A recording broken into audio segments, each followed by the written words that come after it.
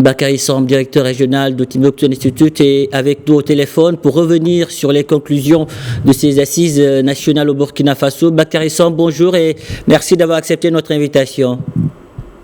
Bonjour et merci de votre invitation.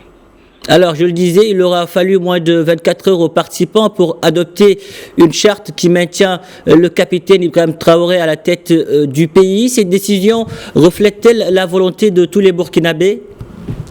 Oui, je ne saurais le dire de manière affirmative, mais en tout cas, les formes y ont été mises pour aboutir à une décision qui serait une décision qui a le cachet populaire.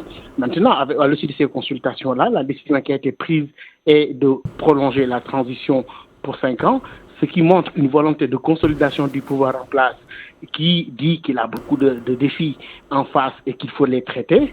Et dans cette mouvance-là, dans cette dynamique, on voit la même tendance qu'on a vue au Mali, qui se dessine aujourd'hui au Burkina Faso. D'un côté, il y a une recherche de légitimité par le fait de la consultation. De l'autre côté, il y a quand même volonté qui est là de consolidation d'un pouvoir en place qui, semble-t-il, n'a pas encore entièrement achevé les tâches pour lesquelles cette transition a été mise en branle.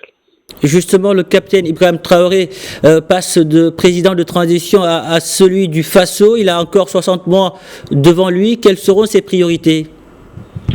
Absolument. Donc là, on est passé d'une étape où on parlait de transition, là on parle de président du Faso. Ce qui veut dire que la consolidation du pouvoir est en marche et qu'il prend les rênes du pays. C'est un test de grandeur nature, de légitimité, et on verra comment la rue burkinabé va réagir, comment les acteurs politiques aussi vont réagir par rapport à cela. Je pense qu'à partir de ce moment-là qu'on aura les premiers signaux qui vont nous édifier sur le caractère populaire ou un peu populaire impopulaire du pouvoir en place, mais il est clair que des autorités de la transition, les militaires, s'installent pour 5 ans, ce qui équivaut carrément à un mandat. Et on a vu des garanties qui ont été prises sur le plan politique pour dire qu'ils ont la possibilité de se présenter aux prochaines élections. Maintenant, il faudra observer la réaction des acteurs, la réaction de la rue, pour voir si ce test de légitimité grandeur nature va aboutir et que ça va permettre à ce pays de s'attaquer aux défis sécuritaires qui sont énormes aujourd'hui au Burkina Faso, mais aussi aux défis de la gouvernance et de la gestion du pays, où les populations quand même s'impatientent par rapport à de nombreuses pressions au point de vue économique et social. Bakary Samb, merci pour toutes ces précisions. Merci d'avoir répondu à nos questions.